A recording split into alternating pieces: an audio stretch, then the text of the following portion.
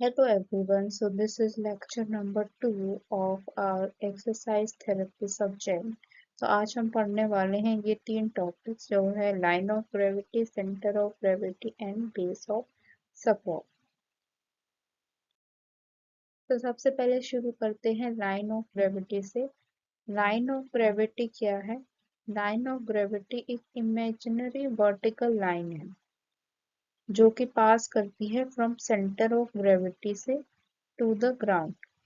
है see the figure, ये एक लाइन है। ये हमने कोई भी इमेजिनरी लाइन, एक वर्टिकल लाइन सोच ली है और ये हमारी है हमारे सेंटर ऑफ ग्रेविटी और ये सीधा ग्राउंड तक ये लाइन जा रही है और ये एक इमेजिनरी वर्टिकल लाइन है जो कि हमारी सेंटर ऑफ ग्रेविटी से पास करती है।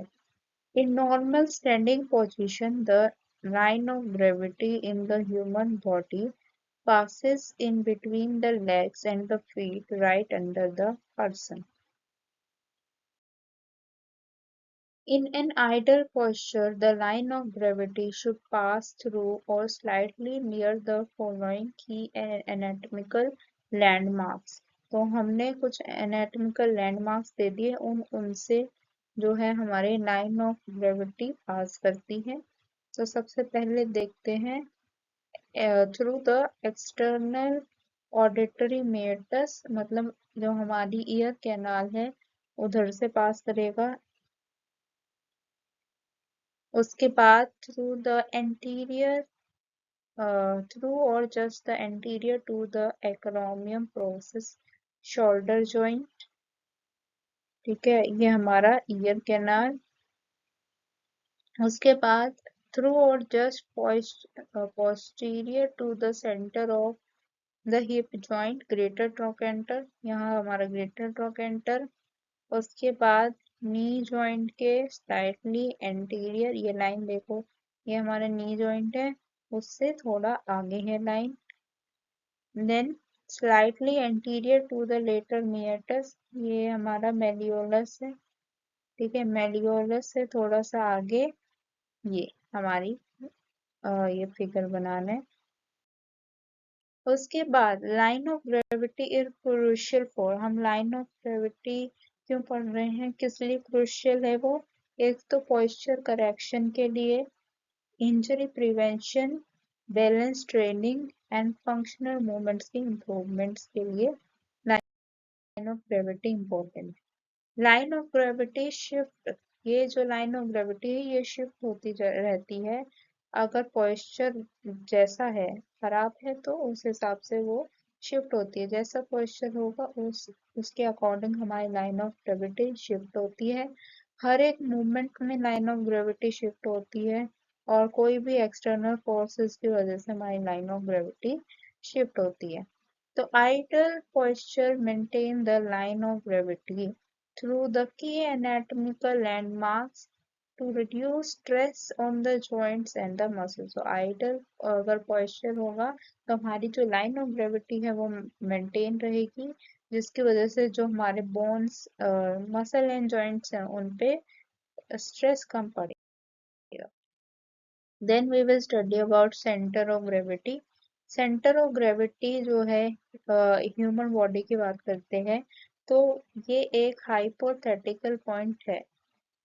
ठीक है, हाइपोथेटिकल पॉइंट है, हम मान लेते हैं around which the force of gravity appear to act, जिसके ऊपर हमारा फोर्स ऑफ ग्रेविटी एक्ट कर रहा है वो हमारा सेंटर ऑफ ग्रेविटी है। ठीक है, ये पॉइंट है जहाँ पे हम बोलते हैं कि हमारी सारी बॉडी का मास यहाँ पे इकट्ठा हो रखा है। तो वो हमारा सेंटर ऑफ ग्रेविटी होता है। एवरी ऑब्जेक्ट या सेगमेंट उसकी एक ही सेंटर ऑफ ग्रेविटी होती है।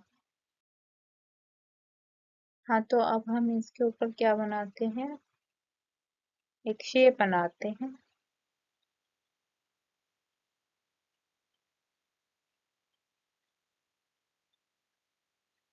मान लो ये एक स्क्वायर है। ठीक है, तो इसका जो सेंटर होगा ठीक है। ये कहाँ पे है, ये इसका जियोमेट्रिकल सेंटर है ऐसे, और ऐसे सेंटर पे है। तो ये सिमेट्रिकल जो सेगमेंट होंगे, जो ऑब्जेक्ट्स होंगे या जो पार्ट होगा, उसके ज्योमेट्रिकल सेंटर पे सेंटर ऑफ ग्रेविटी लाइक होता है। अगर हम किसी भी एसिमेट्रिकल सेगमेंट की बात करते हैं, तो उसका जो सेंटर ऑफ ग्रेविटी होगा वो हैवियर एंड की तरफ होगा। लाइक ये ज्यादा हैवियर है तो इसका सेंटर ऑफ ग्रेविटी इधर होगा। अगर हम एनाटॉमिकल पोजीशन की बात करते हैं, एनाटॉमिकल पोजीशन कौन सी होती है, जहाँ पे हम सीधे खड़े होते हैं, standing upright, arms at sides, और पाम जो होती है हमारी फेसिंग फॉरवर्ड। तो ये हमारी एनाटॉमिकल पोजीशन है। तो उसमें जो सेंटर ऑफ ग्रेविटी होगा वो हमारी S2 पे लाई करता है, level of second sacral vertebra पे हमारा एक वो लाई करते हैं centre of gravity. Ideal position, anatomical position पे सेंटर ऑफ ग्रेविटी S2 पे होता है।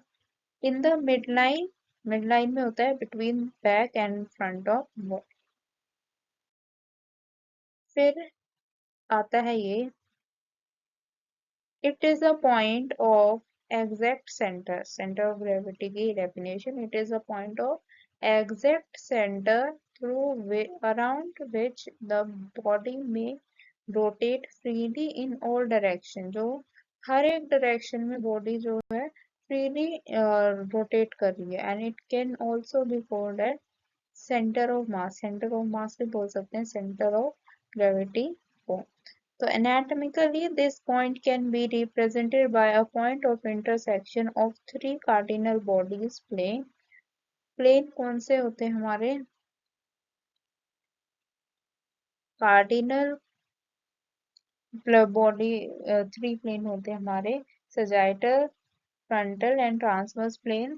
तो अगर ये देखो डायग्राम, तो यहाँ पे हमारी है सेकंड, S2 है, हमारा S2 है जो कि हमारा सेंटर ऑफ ग्रेविटी होता है। तो एट दिस पॉइंट जो भी फोर्सेस हैं, सेंटर ऑफ ग्रेविटी के पॉइंट पे जो भी फोर्सेस आ रहे हैं वो उनको सम करके वो जीरो मिलता है। जैसे जितना क्लॉकवाइज मूवमेंट हो रहा है उतना ही एंटर काउंटर क्लॉकवाइज मूवमेंट हो रहा है। ठीक है, तो वो जीरो होता है submission of all the forces उस पॉइंट के ऊपर। तो वो हमारा सेंटर ऑफ ग्रेविटी है। So it is located to the second sacral vertebra in the anatomical position standing in a normal adult person।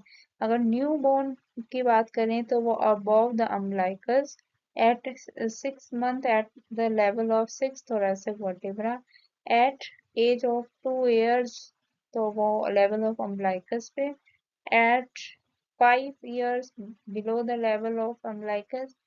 adults में होता है ये anterior to the second sacral vertebra.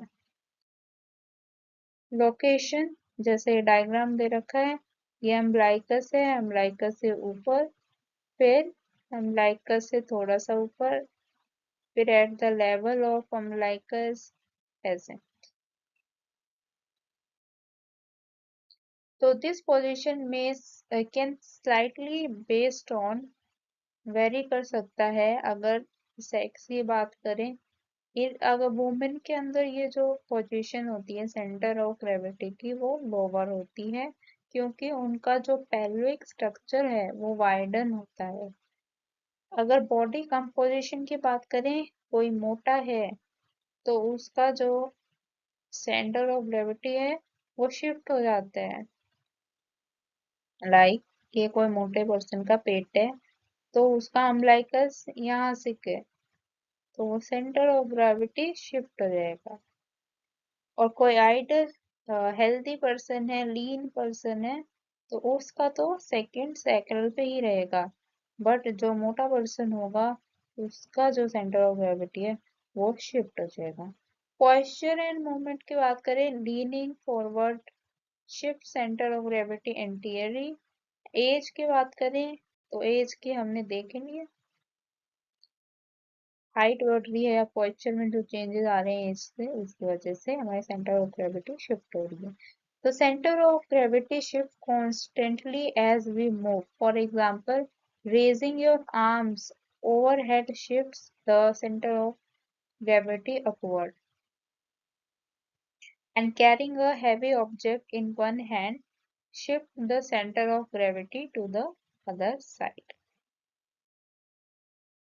फिर आता है base of support. Base of support refers to area beneath a person that includes every point of contact between the body and the supporting surface. Include every point of contact. तो जो भी point of contact है body और जो supporting surface है उन दोनों के बीच में, तो वो हमारा base of support बना देते हैं। Any part of the body और कोई भी assisted device भी साथ में है, contact with the ground or support surface contribute to the base of support. Example, अगर हम खड़े हैं तो उसमें जो बेस ऑफ सपोर्ट होगा वो area between and around our feets होगा। अगर बैठे हुए हैं तो हमारे जो बेस ऑफ सपोर्ट होगा वो under the Botox, thighs and sometime feet, अगर वो if they touch the floor. Using walker and cane, तो cane and walker adds to the base of support.